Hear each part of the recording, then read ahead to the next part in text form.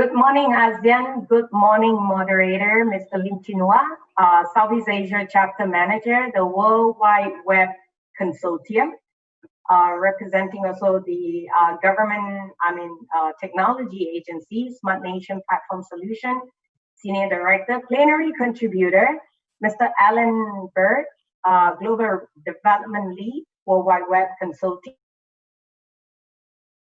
Director, Open Web Platform Standards and Ecosystem Strategy, Intel Corporation. Mr. Michael McCool, Principal Engineer, Intel Corporation. Dr. Teresa Kunatakun, Chairman of Board, Internet Thailand Public Company Limited. Ladies and gentlemen, ASEAN CIO counselors and live chat team.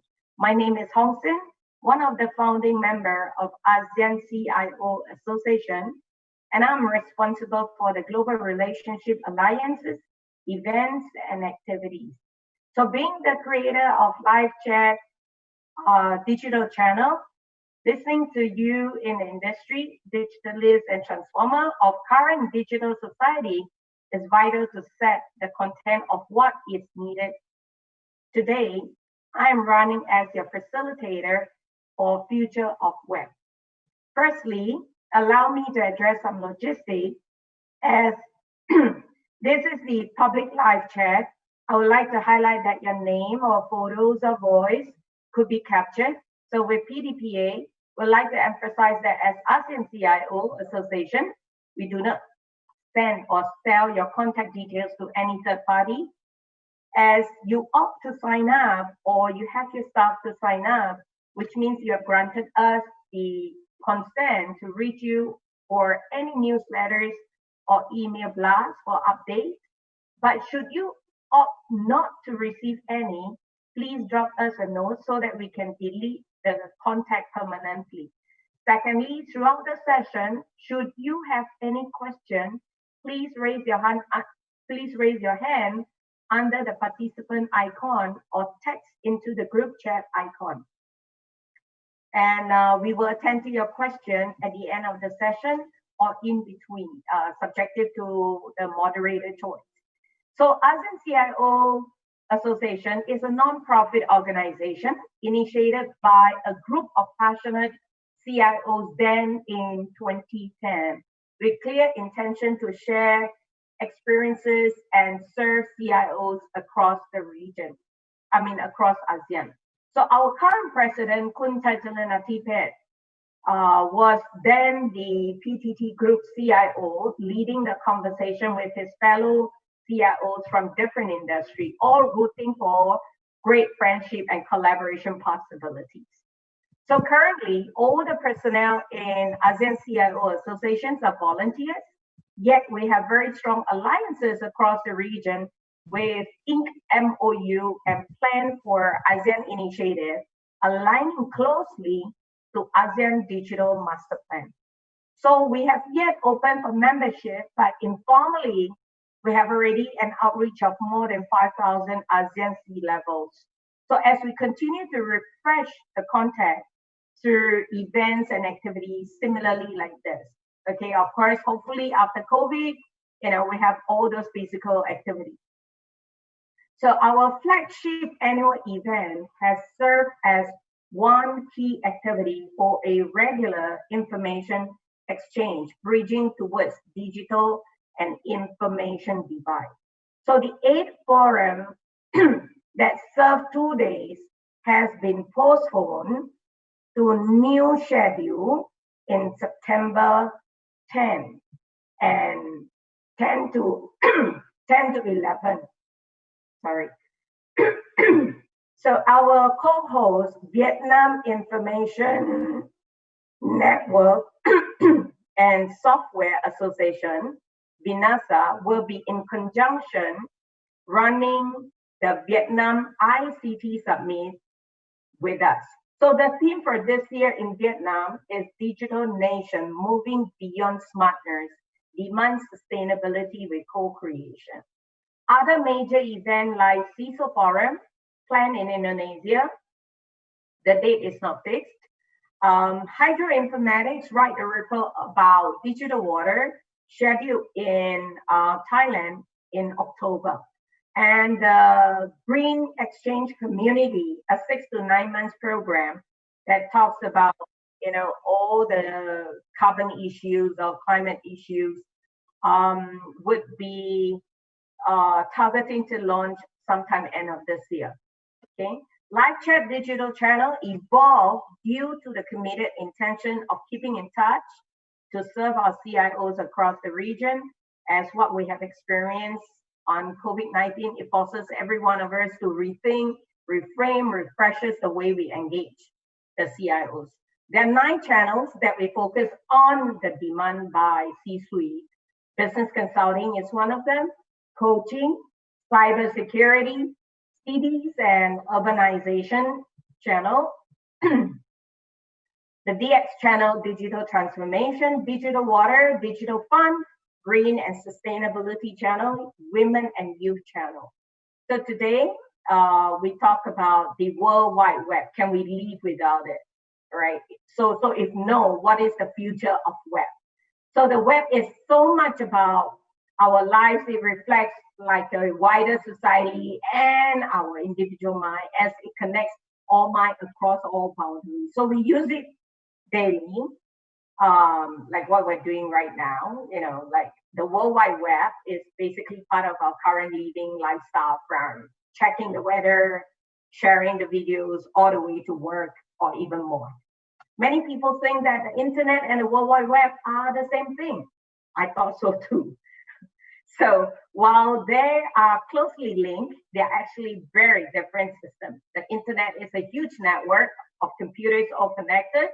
The World Wide Web, or people call it www or web for short, is a collection of web pages found on this network of computers. Many people think that the internet and the World Wide Web are the same thing. Web, I thought so too. So while they are closely linked, Southeast Asia chapter manager Chin Lim to host this live chat, and of course, the W3C team, Alan Berg, and of course Intel to be in the loop, and of course ASEAN Tavisa, who is very kindly offering his time to share his experience and opinion on this whole conversation. So the World Wide Web Consortium is an international community that develop open standards to ensure long-term growth of the web. W3C primary activity is to develop protocols and guidelines that ensure long-term growth for the web. So in alignment to ASEAN Digital Master Plan 2025, ASEAN CIO Association works on bridging information and digital divide, has to understand and to establish the context of what is the future of web live, as to plan closely with the respective team in this live chat to serve ASEAN digital development.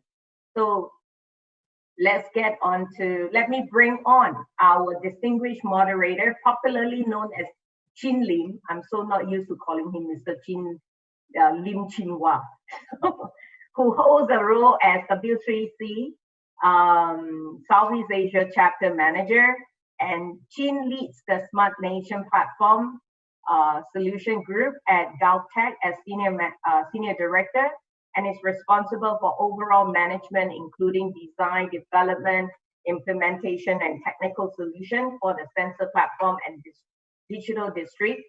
He has a great wreath of experience, 25 years of experience in software development, cloud implementation, long range of business planning, execution in architecture and engineering, construction, manufacturing and media, entertainment and industry. So a known technophile, or I call him very tech savvy, an incredible gentleman and very experienced entrepreneurs as well. So Chin, over to you to invite your plenary speaker. Thank you very much, Hong Sin. My pleasure to be here, and thank you for your very kind words. Indeed, it's a pleasure to be here with our esteemed guests and speakers. So quickly, I want to refresh our memory on who is going to be on a plenary session and will be presenting. We have Mr. Alan Berg. He is the Global Business Development Lead for the World Wide Web. and very much involved in the publicizing as well as engagement with those who are interested in the World Wide Web activities and the standards that they espouse. And he's situated in the US. We also have the privilege of having Mr. Eric Xiao.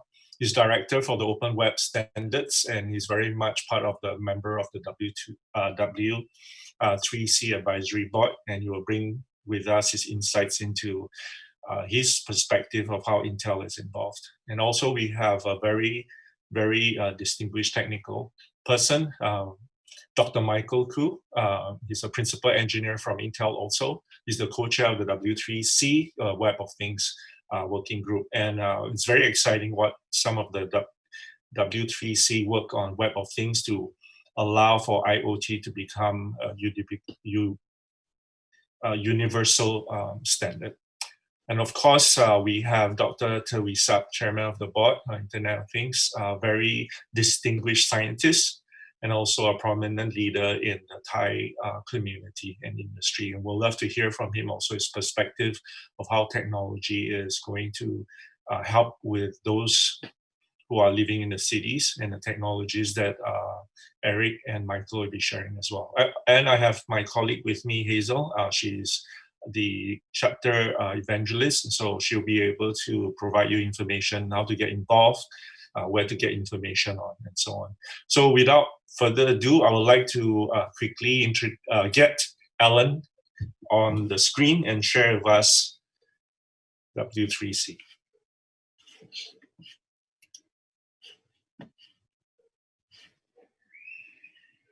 Alan, over to you. All right. Hold on. It didn't take off.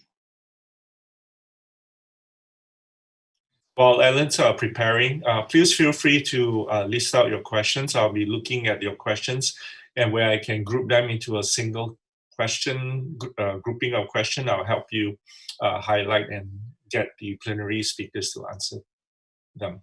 And of course, anything that you feel that has not been answered, we may be able to answer them via text. Okay, thank you for that introduction. I'm Alan Bird. I am the Global Business Development Leader for W3C. I wish I could be in Southeast Asia live for this, but with the current situation, that doesn't work. What I'm going to cover briefly is the who, what, why of W3C, and it is an honor to be asked to do this and to expand W3C's footprint around the globe. So who is W3C? This is a picture of our staff at an event we held in Shenzhen, China. But that's not W3C. W3C is actually a member-based consortia. Our members do the work. We have about 440 members around the globe. And what we do is we make the standards to make the web work. So anybody that typed www.anything today used our web standards. Our team is responsible for guiding that process, but it's our people that are our members, people like Eric and people like Michael that do the actual work to make things happen. So what we do is make this, we have built something called the Open Web Platform, which is on royalty-free standards. You don't pay a tax when you use the web, right? As Hong Sing said, a lot of people confuse the web and the internet. Tim Berners-Lee, that's the founder or created the web, and Vint Cerf, who was instrumental in the internet, will make it really clear to you that they are separate things. The internet is the pipes and the plumbing that makes all the connections work. We are that layer of application above that. So this picture on the right is Tim Berners-Lee. He invented the web when he was a researcher at CERN in Switzerland. Shortly after inventing the web, he decided he needed to make sure that it stayed free and open, so he founded the W3C in 1994. We have, as I mentioned, we're a member-based consortia. We have about 432 members around the globe. 90 are the biggest of the big, the Intel, Comcast, Google kind of people. 90 of them are companies like yourselves, small startup companies, 2 to 10 people, and around $3 million in revenue. And in between is everybody else. So academics, researchers, and small to medium companies. And they're the people that do the actual work. So the core web, if you knew about W3C before today, you might know about HTML5. That's what a lot of people know about us, but that is the core web, and that we call the open web platform. So that platform is HTML, it's CSS, it's SVG, it's all the core technologies, HTML, that you think of to make a website work. But we're doing much more than that today. If you look at this slide, the areas around the circle talk about the things that we're doing. Many of you are experiencing WebRTC even though you don't know it. It's our way of doing video conferencing over the web. Immersive web is a way to do AR, VR through a web technology. If you're tired of using web authentication, at the bottom of the screen is our implementation to put two-factor authentication into your applications and into your websites. So these are core things. They're out there today, but we don't sit still. Here's the new things we're looking at. Conversational interfaces, so you can talk to a device and have it recognize what you want it to do. Machine learning and AI, those go hand in hand. How can you use AI in a website and on the web to get better information out of it? Language enablement. This is important for an area like Southeast Asia. We think all languages on the web should be treated equally. We've done some research that says there are about 3,500 languages around the globe, but 95% of the population are served by the top 100 languages. So we want to make sure at least those 100 are all equal, if not all 3,500. If you're interested in doing that for your country, you can get involved in that language work. And I could talk about all the rest of these, but for time, I'm not going to really go too much into it. Other than the one at the bottom, blockchain. Our work around blockchain is really around identification. So there's two pieces of work we're doing. One called decentralized identifiers and one called verifiable credentials. Those are blockchain is an implementation of those, but it's not the only implementation. So we're constantly listening to our members around what are the new things that you need the web to do for your business to run better. So when you think about CIOs and when I think about the space of smart cities and Internet of Things, that's all about data. And there's a lot of work we're doing on data. These are some of the working groups we have. Working groups are where standards are created. The members and the W3C staff do the work in the working group to create a standard. It goes through a process.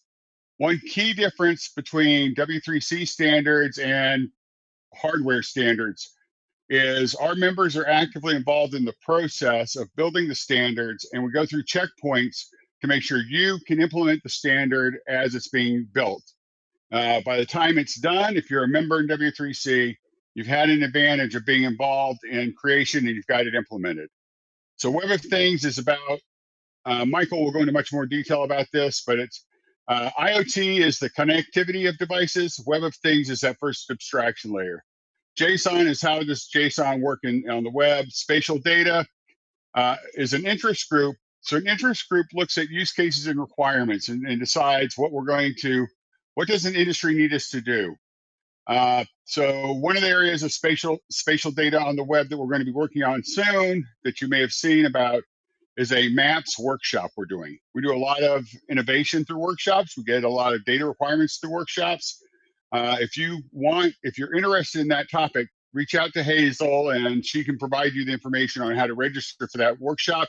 It will be a virtual workshop like everything is these days, right? So feel free about that. The automotive working group is evolving. It used to be about how the head end in your car talked to the vehicle. Now it's how does the data from that car can it be used to manage transportation, and how can it interface with a smart city to help do traffic shaping and things of that nature. I briefly touched on decentralized identifiers, and RDF and Sparkle are just long-time W3C standards around data. So this is from a headline you may have seen. Our members did the work, and we have announced that we're having an impact. If you see the press releases at the bottom of this, if you go to that, you'll see testimonials from these companies. And I saw one of our colleagues from Siemens on the chat, on the live chat today. So that's great. Sebastian, great to see you. But these companies have all talked about how our Web of Things work is having an impact on their world. So you can get that press release and see more detail as you wish. So we're spread around the globe, right? The red dots represent what we call W3C hosts. There are 4 hosts. W3C doesn't exist as a legal entity. We're a collaboration of 4 host institutions: MIT in the US, URSAM, which is a research organization in the south of France, Beihang University in China, Keio University in Tokyo. The blue dots represent where I have chapters. But wait a minute, there's something wrong on this slide. There we go. All right. We have announced within the past year the Southeast Asia chapter that Chin mentioned at the top of this call. The reason we put that there, we've put the chapter here, is that we don't have enough representation from your communities. We need the global audience to be involved so that we understand the requirements in the Philippines or anywhere around the globe. So the way to do that is to put a chapter into place, have them do the local outreach, build community, and help potential members understand how to get involved in W3C. So if you're interested in more about W3C and the work we're doing, obviously there are resources available to you, and I'm always available. So with that, I would like to thank you for your time, and Chin, I'll turn it back to you. Thank you, Alan. That was very informative. I think what Alan said is essentially our interest is to figure out with the community what requirements you think may be helpful for you to take on this World Wide Web journey. And I want to now pass the time to Eric Xiao, and for him to share with us from his perspective how Web of Things in his work as an advisory member, also W3C. Over to you, Eric. Thank you, Chen. Let me see. Can you all see my screen? Not yet. Good morning, everyone. It is indeed a pleasure and privilege to be with you. Alan had already shared all the relevant work streams that are related to IoT as well as data standard. So for the rest of this presentation, we would like to share a vision of what can be next in the W3C and the opportunity that is available to the ASEAN Smart City community. Our presentation will be divided into 2 parts. In part 1, I will begin by sharing my views on where we are with the Internet of Things. And then I'd like to take us on a slight detour and take a look at the evolution of the cellular standards, because I think it offers powerful lessons for IoT as well as for smart cities. We will then apply these lessons to smart cities and then talk about what the ASEAN Smart City community can do with the W3C. In part 2, Michael will propose and outline a plan to converge all the various IoT data standard and then present and discuss ideas for further collaboration. Next slide, Michael, slide 3, please.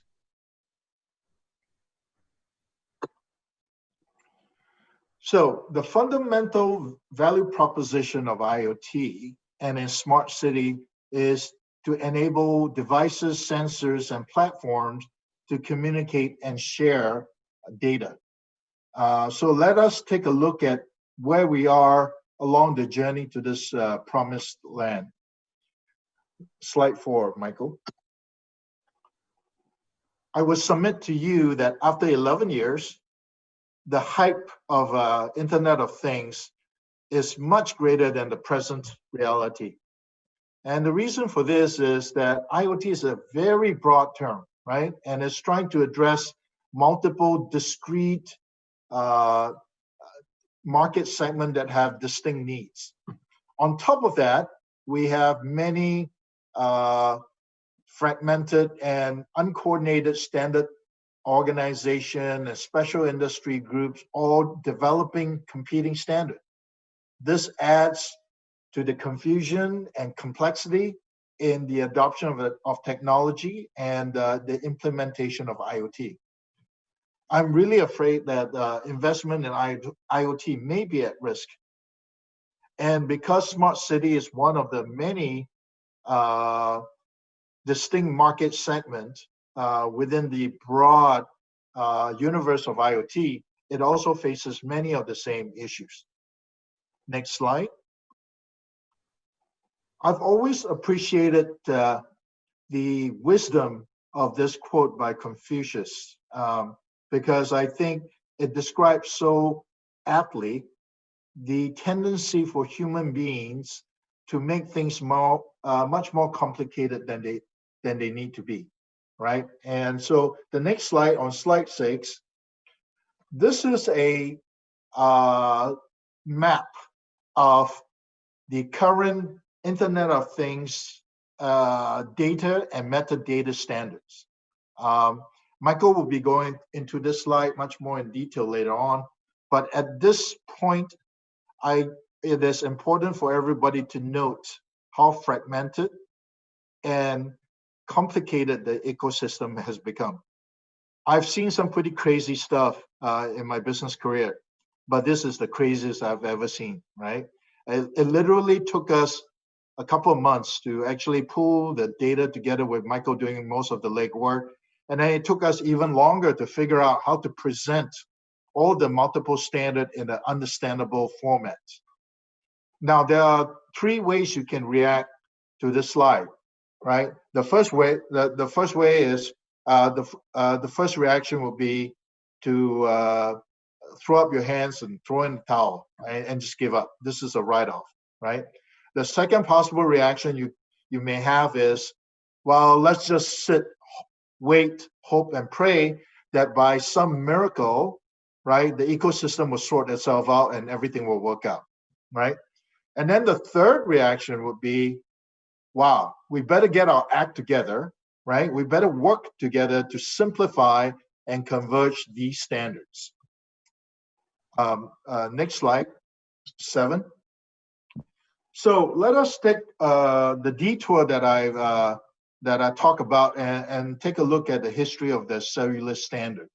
On slide 8, this is a slide that shows the evolution of the major cellular standard over a 40-year time period. When the industry began around 1979, the first generation of cellular technology was analog-based, and there were 5 major standards that was deployed in different parts of the world. And if you're old enough like me, you will remember that interoperability was a major issue, right? If you have a US phone, for example, and you travel to Japan, it's just not going to work. It's a different system, it's a different standard, right? And in 2G, we saw the transition from analog technology to digital technology. And we also saw the beginning of an effort to converge the standard when the European merged the NMT standard and tag standard to create the GSM standard. And that became a very successful standard. In fact, it was deployed around most of the world, and it was the first standard that offered global roaming, right? However, the M standard, which started in the US and then deployed in China, Australia, and South America, opted to evolve to digital amps. And then in Japan, NTT created the PDC standard. Around that time, a company called Qualcomm introduced the CDMA technology, and another standard was created called CDMA1, and that was deployed in US, Japan, Korea, India, China, South America. It was actually quite a successful standard. Now in 3G, we saw the ecosystem converging on the wideband version of CDMA. And then we saw the first major effort, global effort, to converge the standard when DMs, GSM, and PDC converged to create the WCDMA standard that was deployed around most of the world. The Qualcomm CAM, the CDMA1 CAM, however, opted a more convenient evolution path, and they created the CDMA 2000. So the ecosystem was still divided. And then to make matters worse, China decided that they want to have their own standard, and they create TDS CDMA. In 4G, we saw the new introduction of a new technology called OFDMA. And then you saw new standard, competing standard like WiMAX that was deployed in the US and Japan, and Wibro in Korea, right? And Qualcomm even proposed a new standard called Ultra Mobile Broadband, UMB, which did not gain any traction. Now, in light of these new competition, the very powerful WCDMA CAM created their own version of OFDM, a standard called LTE, and that pretty much wiped out WiMAX and Wibro, right? China continued to double down on their national standard, and they created TD LTE. So after 40 years, we finally may have seen the ecosystem converging on a single technology and a single standard. And I say may have because I suspect that there may be regional variance because of the different frequency band. So what are the lessons that we can learn and apply to IoT and smart city? Next slide. There are two big lessons here. One, market fragmentation is very costly, especially if you are an early adopter of the technology, right? The R&D, energy, and investment in the ecosystem has to be scattered and allocated to create customized solution and customized and different standards, right? And then this leads to a high implementation cost and even high upgrade cost, because at some point, all those R&D investment has to be recouped for the solution providers to stay in business and make a profit. Multiple customized solutions and standard also creates the risk of vendor lock-in, because there are just not enough volume in each of those customized standard or implementation to support multiple suppliers, right? We have also seen that multiple standard creates a lack problems with interoperability.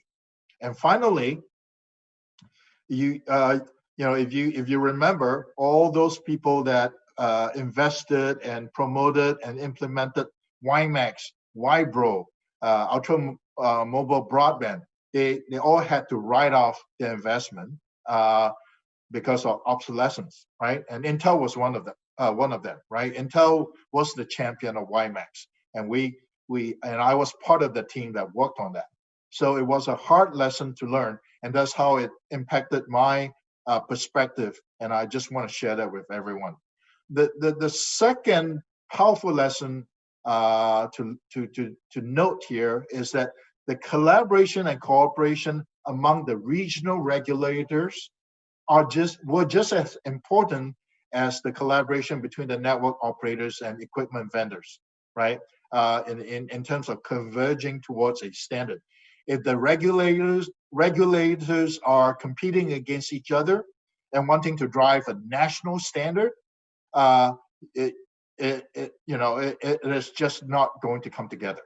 So let's apply these lessons to smart cities and see what we need to do.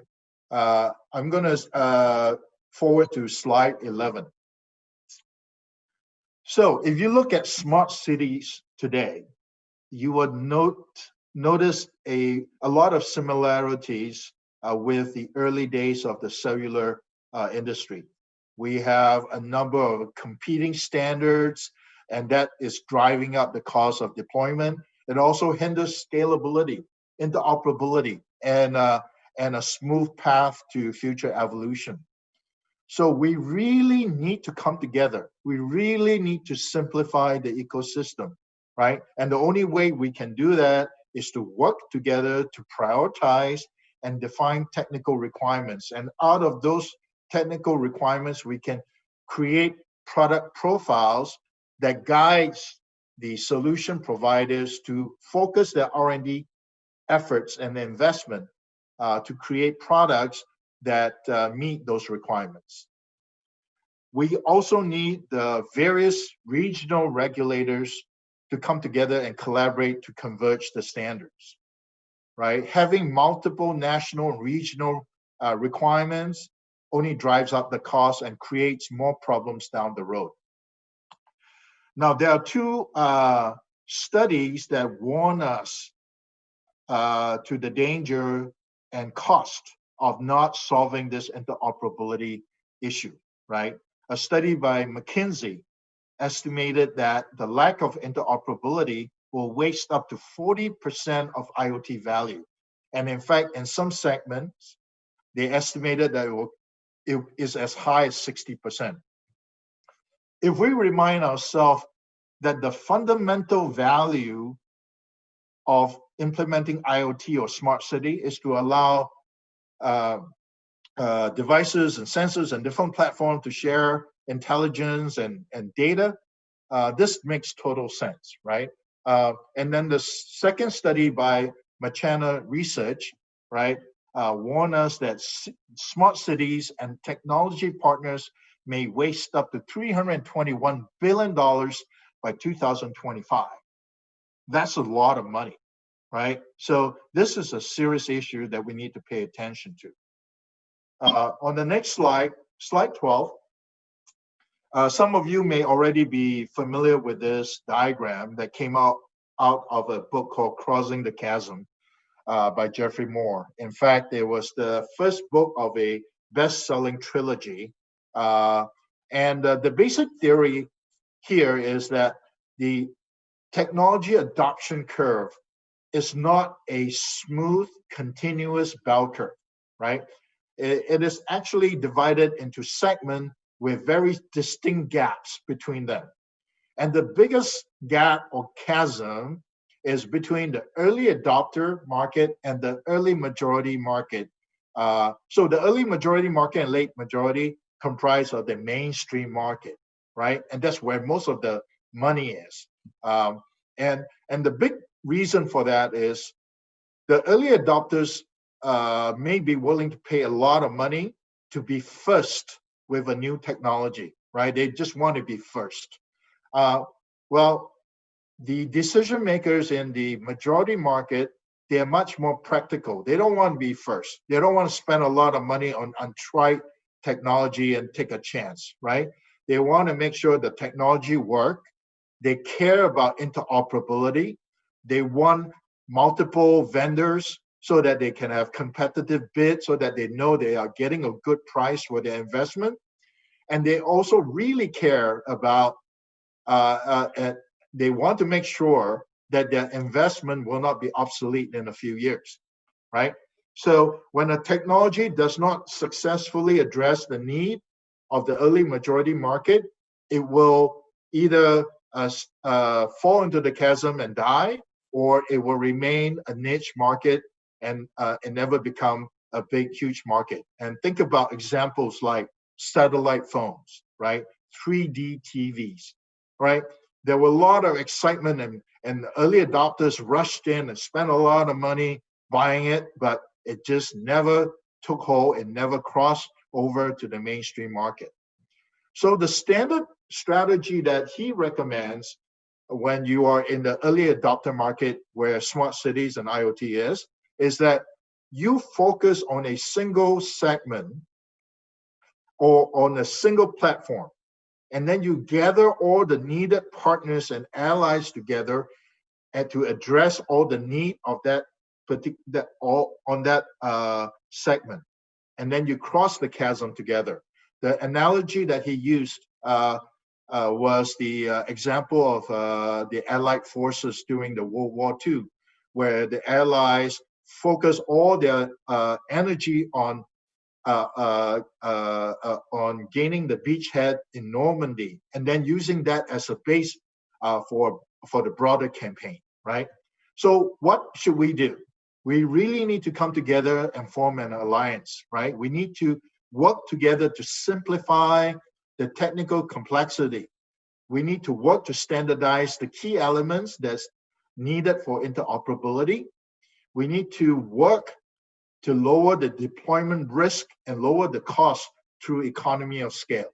And then we want to make sure whatever standard that we converge on is so successful that our peers in the industry begins to join us and adopt it so that we can have wide proliferation. So finally, my last slide, slide 13. What can we do in the W3C? We are recommending that we form a W3C Smart City Interest Group so that we can have a forum to align on common problems and agree on the area of focus. And we need all the stakeholders to participate in this, right? And by stakeholders, I mean regulators, I mean municipalities, I mean the solution providers. Only once we can all agree on the common problems and what we're going to focus on, then we can define the technical requirement and develop the product profile so that the solution providers can focus all their energy in developing solution that meets those requirements. We also should speak as a common voice to rally other regions to join us so that we can build critical mass. Now, depending on the nature and the scope of the work that we agree on, we can then drive standard convergence in the W3C or coordinate with other standard organizations to make that happen. And finally, we recommend that we focus on data service and interoperability. Why? Because we think that this is the most fundamental and pressing shared problem that we can all agree on. If we don't have a common data standard, nothing is going to work. Nothing's going to be able to talk to each other, right? So having a converged data standard will enable all the different devices and platforms to interoperate with each other, to share data, and make and then we'll realize the fundamental value proposition of IoT and smart city. And then finally, it plays to the strength of the W3C and the Web of Things core competency. So we have the expertise, we know how to make it work, and so we hope that you will join us. At this point, I would like to hand over to my colleague Michael McCool, who will propose and outline a plan to converge the data standards and share ideas of how we can collaborate further. Thank you. Michael? Thank you, Eric. So hopefully everyone can hear me. So I'm actually going to go back and look at some of these material that Eric shared earlier and talk about the current environment and what are our opportunities for moving forward. So basically what we like to do in the W3C is, drive this convergence. And we want to really avoid creating extra standards that repeat functionality available elsewhere. So we don't want to further fragment things. And it's actually very important for us to avoid fragmentation because vendors need relatively large markets to target, and citizens moving between cities need to have things working similarly. And software developers need to have a consistent target to aim towards. So it's extremely important that we minimize complexity and reduce fragmentation. The way we can do this is, as Eric suggested, is if we had a forum where we can gather use cases, then we can get our requirements straight and get our priorities straight. And it's also very important to get the stakeholders to contribute to tell us what they need so we can deliver that. Now, there are actually many standards organizations involved in things that relate to the IoT. And so part of this is going to be to liaise on and work with these other organizations. And again, we need enough people at the table that is a critical mass and there's enough influence to get things done. Now, there's already a large number of standards, as I'll mention, in the W3C and defined by other SDOs. So we don't want to reinvent the wheel. We have to be very careful to understand what's currently out there and figure out what are the gaps, what are the things that are missing, and what are the places where things overlap, and we maybe should simplify or converge things or merge things. So I just want to quickly review some of the standards that are relevant to IoT. And I'm actually going to focus on standards related to data and metadata. There are actually lots of other standards. There's standards around edge computing. There's standards around communication protocols. But I actually just want to focus on the ones that relate to data, because as Eric mentioned, this is probably the key issue. Now, W3C has historically done a lot of work on linked data, which is what the LD and JSON LD stands for, which is a way of basically expressing graph data. But graph data is very powerful and it can express lots of different things. And so there's some very good technology based in RDF and Sparkle.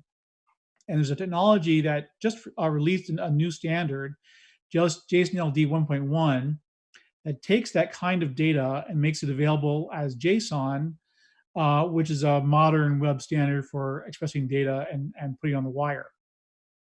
And this allows us to do things like inferencing on data and very flexible conversion and understanding of data. And it's also compatible with the way modern services work. Now, the Web of Things is an application layer on top of the IoT that basically has another data standard, a metadata standard, that describes how devices work and how you interact with them over the network. And this is done in a way that's independent of the protocol. So you can think more about an application rather than how to talk to the bits in the wire. And this is a very important abstraction layer.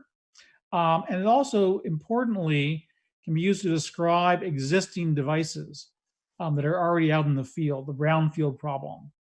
And so you don't have to have compliance before you ship things. You can always describe things after they already are in existence, which actually is a distinctive feature compared to other standards. Now, decentralized identifiers are also, I think, very interesting from the point of view of smart cities. And this is actually one of the things that W3C is very good at, is looking at privacy preservation.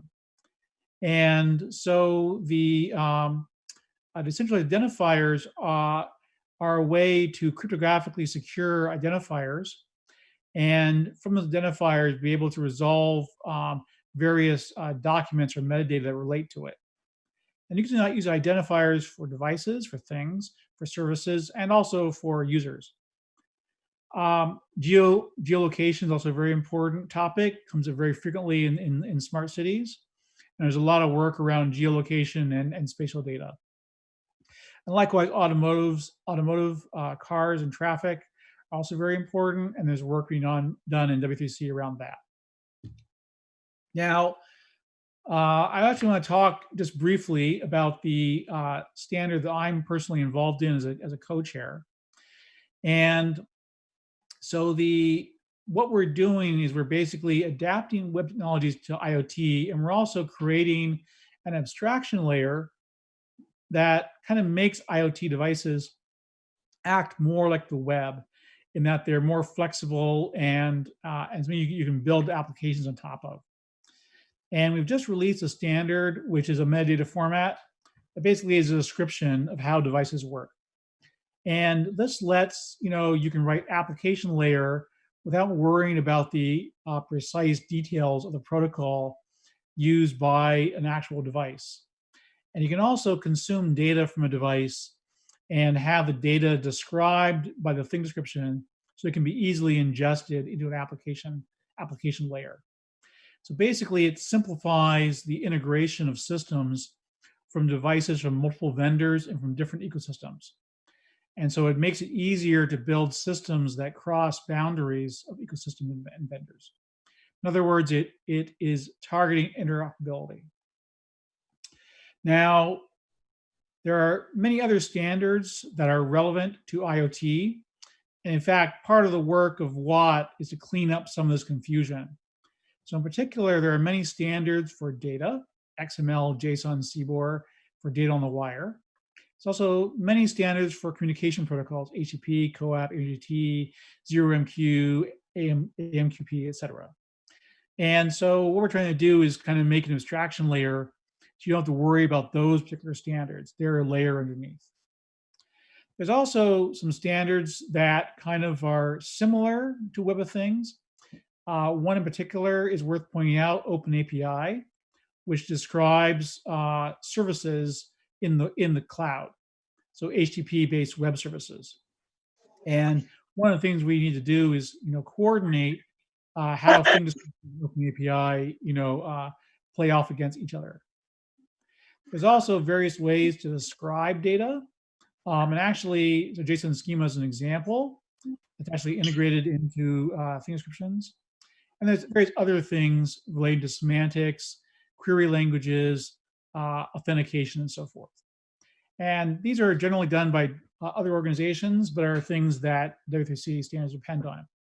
So part of our work is, in fact, coordinating with other bodies and making sure that we're all on the same page. Now, as Eric mentioned, I did this map. I want to say two things. One, this map is incomplete. I ran out of space, and I actually had a long list of things that just wouldn't fit. And it's also, very, abstract and simplified. There's a lot of places where things overlap in strange ways, or they have gaps, other things don't. And so we might say that, RAML and OpenAPI are in the same, set of cans, but they have different strengths and weaknesses too. And so we basically look at these 5 buckets and we see lots of things overlapping the same buckets. So we suspect right away there's some redundancy in the space. There's lots of different ways of doing the same thing, which just adds to the confusion of trying to implement things. That means you're very likely to run into different ways of doing things in the field when you try to build a system. So we would love to have, the world be simpler. The trouble is people have already invested and are committed to doing things in a certain way. And so it's going to be a long process to get people to converge. We really like to see something simpler like this, where we have, a smaller number of ways to describe services.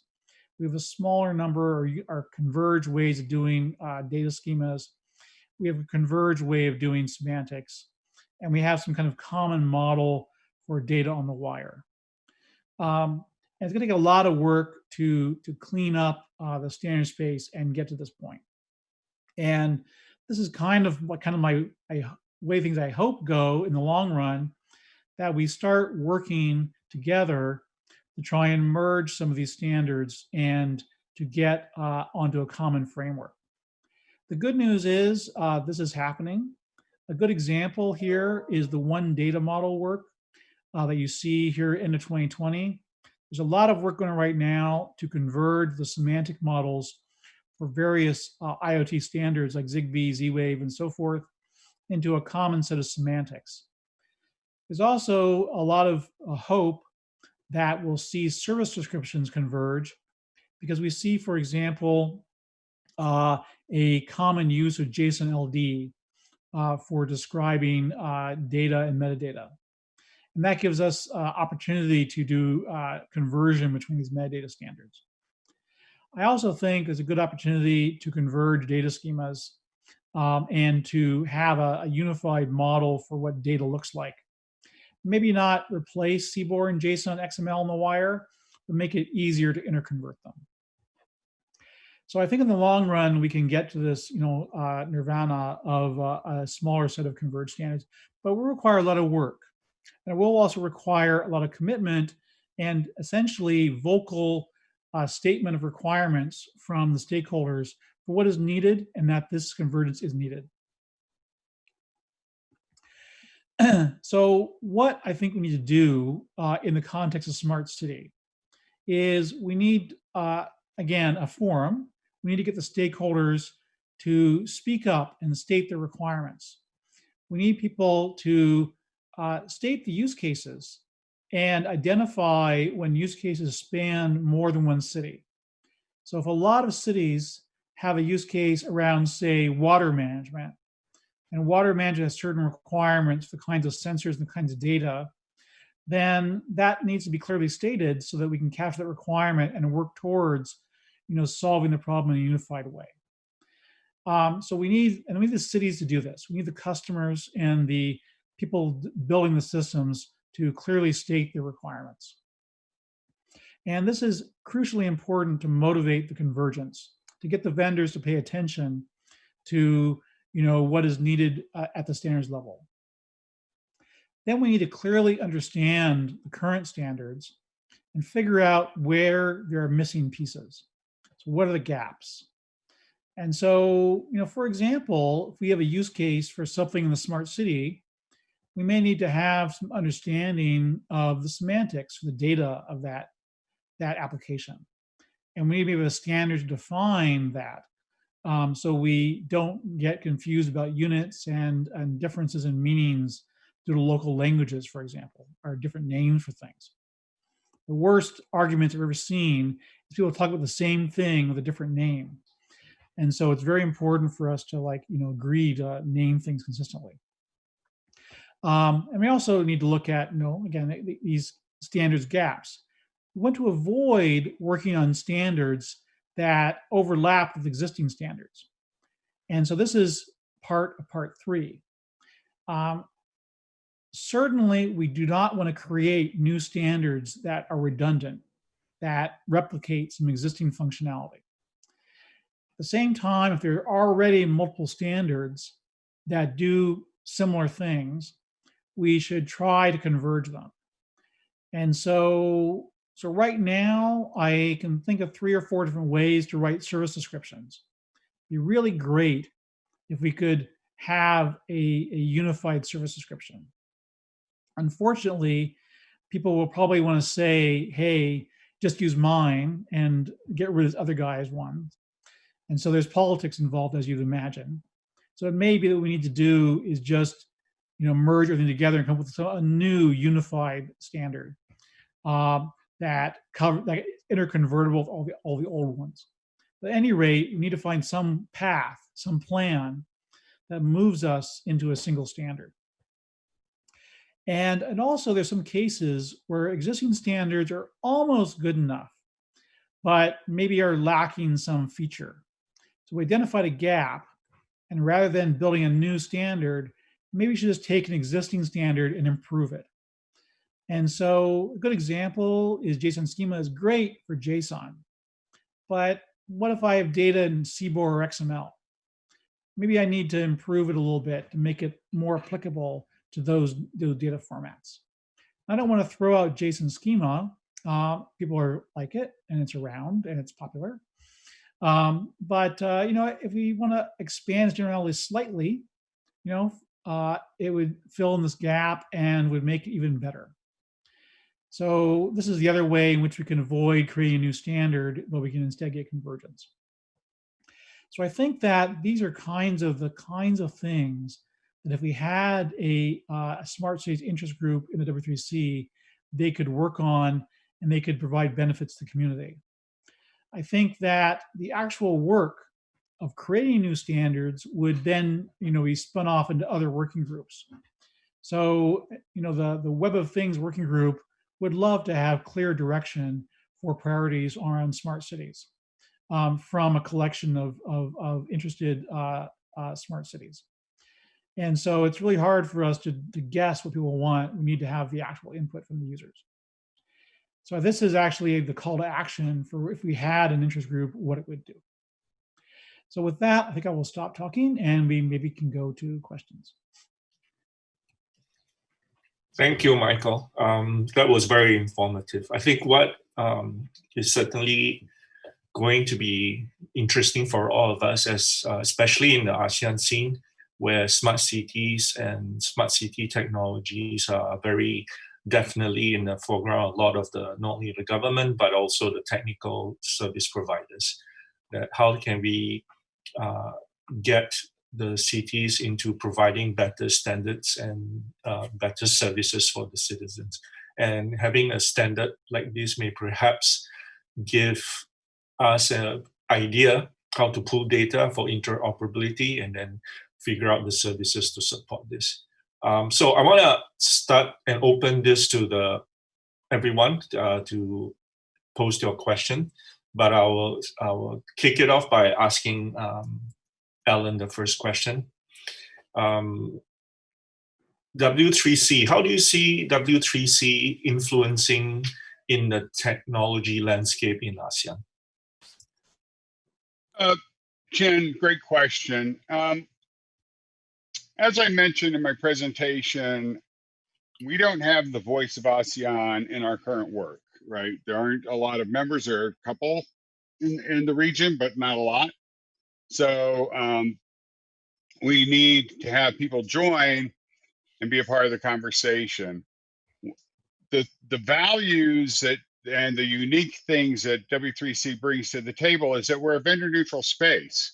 So we want the diversity that you heard both Eric and Michael talk about come to the table, so we hear from different people what their requirements are, so we come up with the best set of requirements that can be had and start working on those.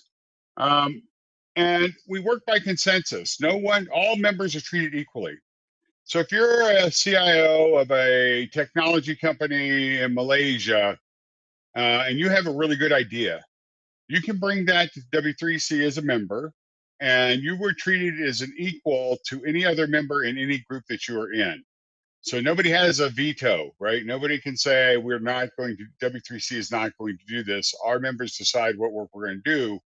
And I think people in an evolving market like ASEAN would find that important. And last but not least, we're participation driven. So the way we know what to work on is by who's in the room, right? We hold workshops to get requirements. That's how you and I met. We do different things to hear the voices around the globe, but really by people being in a group, they get that participation. And virtual is nothing new for W3C. We've been doing that for many, many years. And for the technical work, that's all done using fairly modern tooling, things like GitHub. So no matter what time zone you're in, you can be an equal participant. So those are the things I would say that are what are the values we offer, and how can the 40 people on this call have an influence over the direction of the web. Thank you, Alan. I think what's very clear is that participation from the community that has deep understanding of the local roots of what is needed to create a smart city, or the IoT convergence and so on, would be something that W3C chapter is interested to hear from you. I want to reach out to Eric right now and basically ask, Intel is so big. How does Intel decide the technologies that they want to back and invest on, especially in the space like here with IoT and smart cities? Yeah, so my answer to that question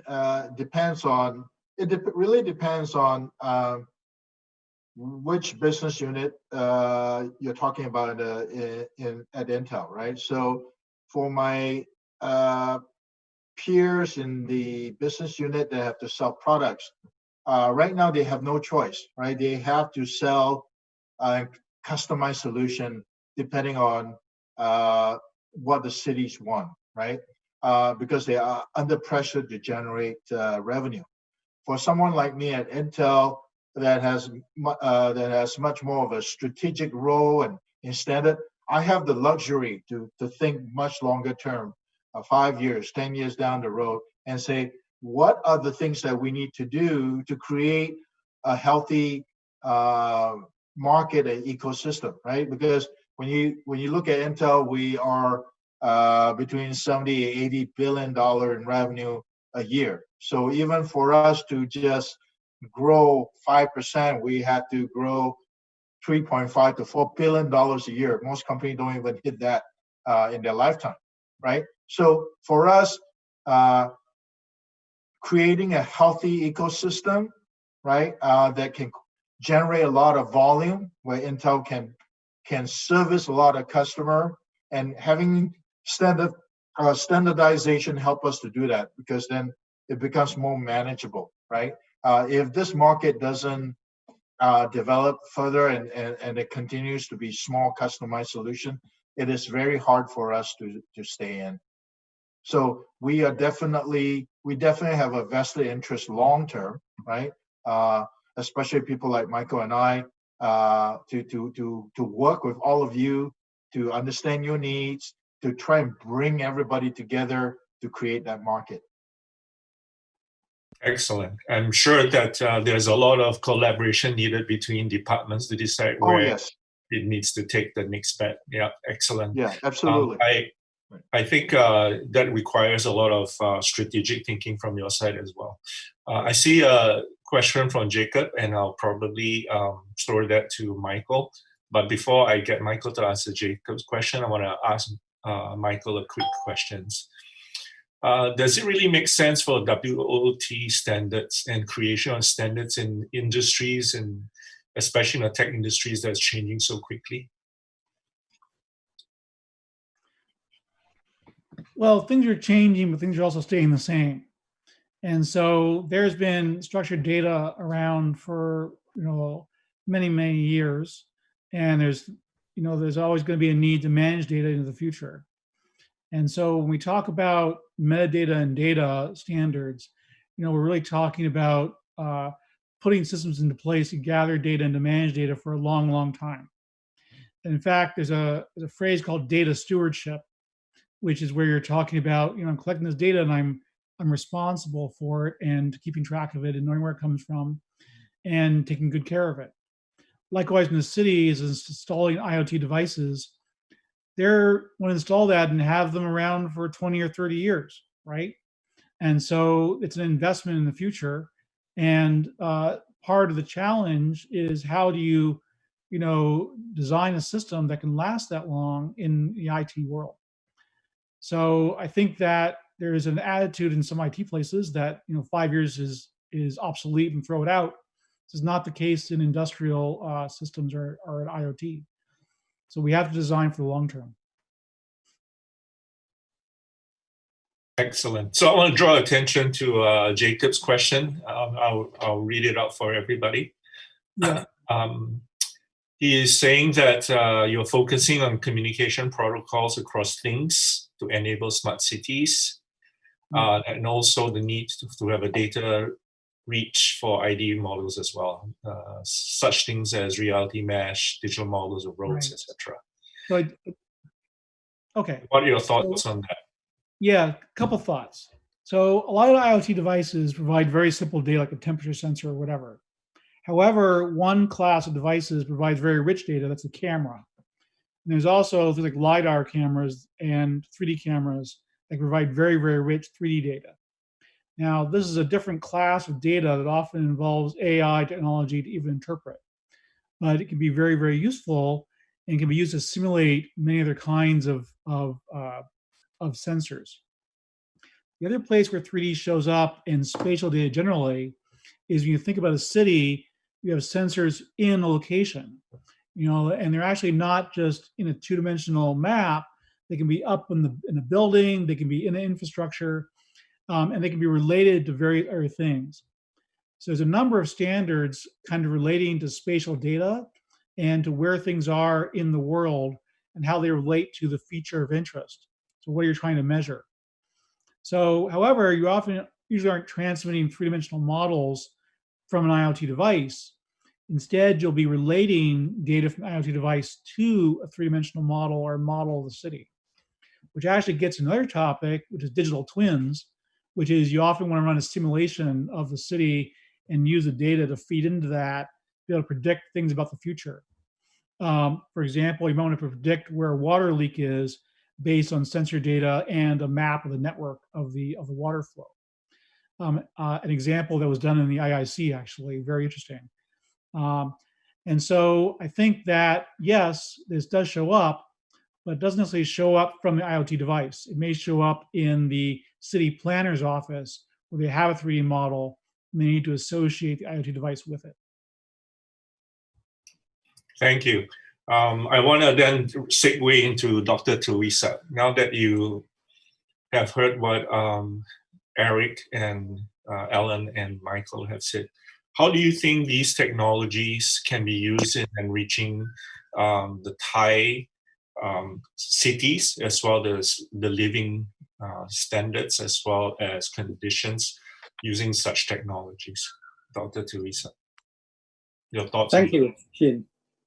Thank you, ASEAN CIO Association, to invite me to this live chat event. And Thailand has been on the internet since 1991. And in fact, our first web server ran on October of 1993, and it's still running today. And the time has passed for many decades, and interest towards smart cities and IoT has been great. And there are several organizations and provinces has invested and embarked on certain issues on smart cities. I'm sure that the pain point that was raised by Eric and Michael is relevant to the future investment in smart cities and IoT. In Thailand, we have a Digital Economy Promotion Agency, or DIPA, working on several smart city projects. And my organization, NECTEC, National Electronics and Computer Technology Center, has a big part in that involvement. And we actually went to do the groundwork for a few projects. And certainly the proposal on the future convergence of standards are of great value to Thailand. And if we can sort of meet all the stakeholders who are implementing these right now, several development things can be developed here. And just to give you the big overview of several interests towards data integration, we have Ministry of Digital Economy, which is over DIPA, looking at smart city. But we also have a Ministry of Justice working on many aspects on data exchange center, and they do have networks of data integration. And we certainly have lots of machine-to-machine communications towards the banking service, where in 2018, all the payment fees have been waived, and Thai society enters the cashless society very quickly because everyone enjoys the free payment transfer service from all the banks and the new mobile apps. And certainly there will be many other things that comes along that serve to help developing the cities, especially on the railway projects. Thailand, in fact, plan on investing a large amount of money for electric railways. And with those railways, it comes along with city development. And the modernization of city developments towards healthiness, towards better traffic management, less crime, and better waste collection. They all need IoTs and some management towards smart cities. And by introducing certain framework at the right time, I believe that your development comes very timely. Thank you. Thank you, Dr. Teresa. I think what's exciting is to hear that Thailand has come as a long way since your first web server. It's exciting to know that many things have been built on top of that. And then certainly, I will summarize by saying that there is a worldwide community that's looking at standards, especially starting from the World Wide Web, being a very trusted and heavily used, I suppose, solution that you can see on your browser and many of the different solutions on the web services side. It's very exciting to see that, and it's also very well tested. And then we have heard from company from Intel who has taken the step into taking a long-term view how this can be used in the area of smart cities for IoT, and figure out what kind of products and services they can roll out based on the standards that everyone can enjoy. And of course, Michael has laid out and talked about the different protocols and standards that are being used, not necessarily having to reinvent some, but to reuse them and extend that. Of course, his work as a chair for the WOT is very important, especially in the interoperability and data management of IoT, discovery of IoT and what they do, especially on the concept of things, of the description of things, and then to be able to then take and think longer term, because once you set that in place, how would a city, especially when it's collecting data, will continue to use that data over the long term. And then we heard from Dr. Teresa, who has outlined his perspective and interest of how the Thai government and different institutions and even the technology sectors who will be interested to look at making this as part of the framework of a smart city. I just want to add also that we are very interested to hear from all of you. Our work in Singapore, for example, we have reached out to the Institute of Engineering of Singapore, establishing a relationship with all the many thousands of engineers who are registered with that organization to not only keep them abreast of what's happening in the world of standards, in the world of IoT, but also introducing new concepts like the Web of Things, how they can then apply this into their engineering work. So that's something we're doing in Singapore. So I want to pass this time to Hong Sin, and Hong Sin, perhaps you want to have a few words also. Okay, thank you, Jean. Can everybody hear me? Okay. So I think, Jean, you did an excellent summary. You saved my time as a facilitator. But I think what is very key is that when I get to learn from Jean with regards to the intent, the vision of what W3C wanted to do in this part of the world, I get very excited.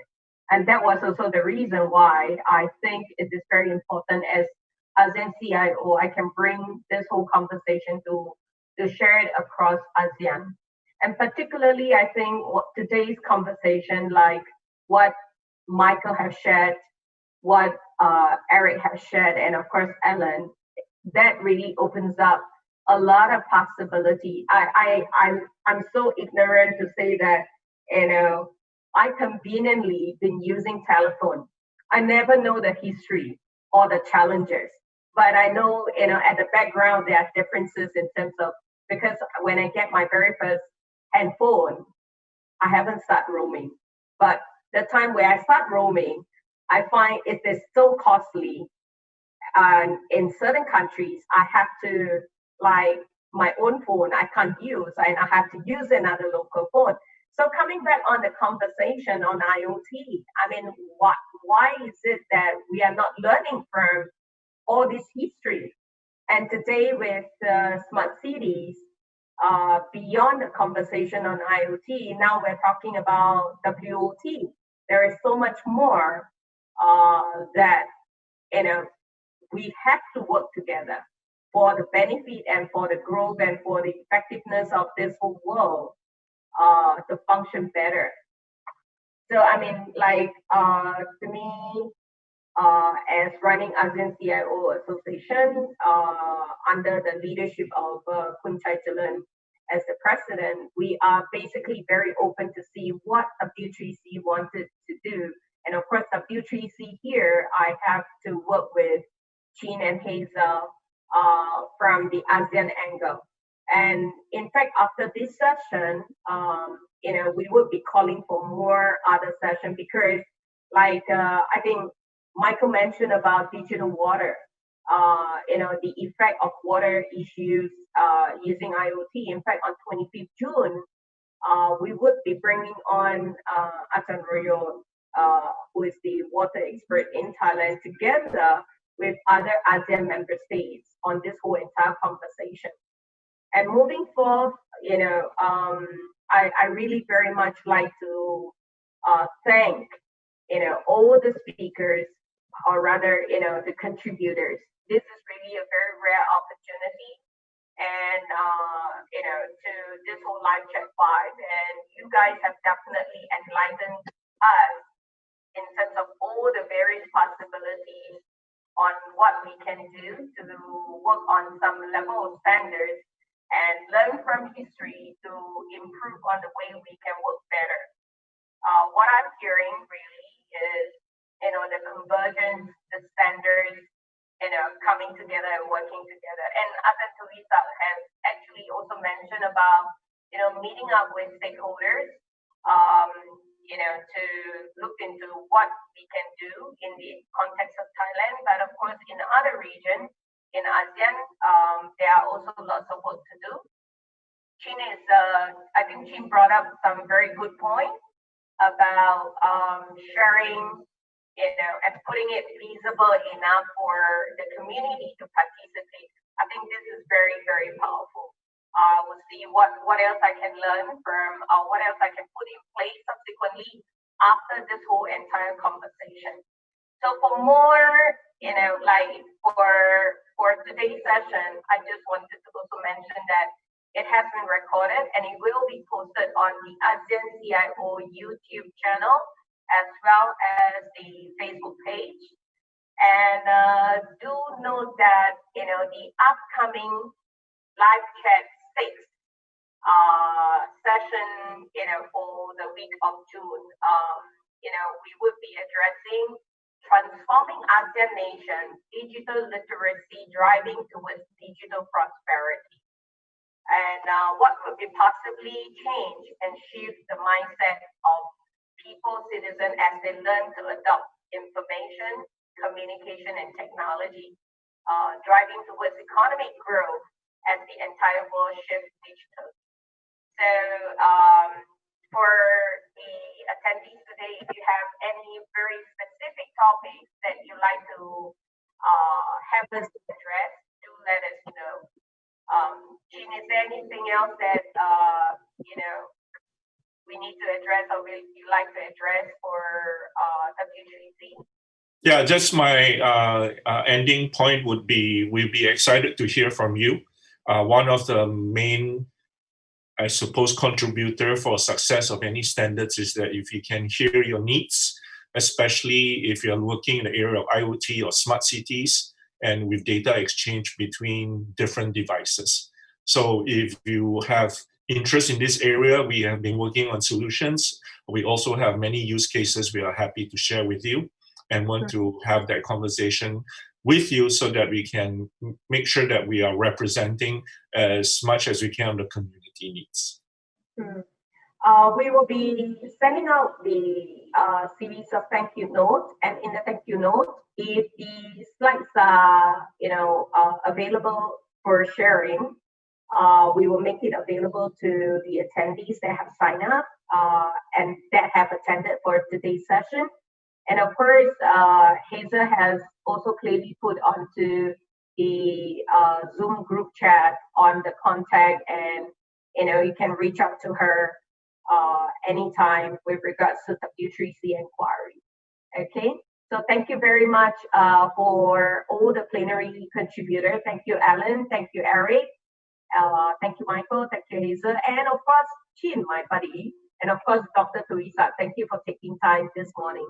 ขอบคุณค่ะ สวัสดีครับ Thank you, everyone. Appreciate your time.